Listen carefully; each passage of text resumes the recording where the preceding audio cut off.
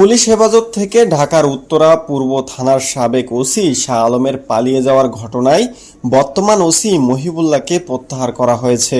শুক্রবার 10 জানুয়ারি সন্ধ্যায় তাকে প্রত্যাহার করে সদর দপ্তরে সংযুক্ত করা হয়।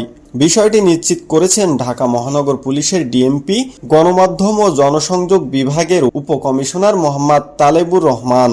এর আগে গতকাল বৃহস্পতিবার দুপুরে উত্তরা পূর্ব থানা হেফাজত থেকে পালিয়ে যান শাহ আলম, যাকে বৈষম্য বিরোধী আন্দোলনের মামলায় আগের দিন বুধবার কুষ্টিয়া থেকে গ্রেপ্তার করা হয়েছিল।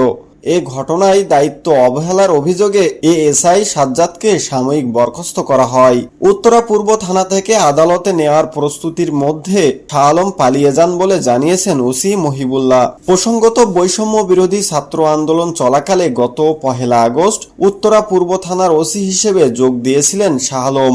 আন্দোলনের সময়কার ভূমিকা নিয়ে গত 2রা সেপ্টেম্বর উত্তরা পূর্ব থানায় দায়ের করা হত্যা মামলায় তাকে আসামি করা হয়।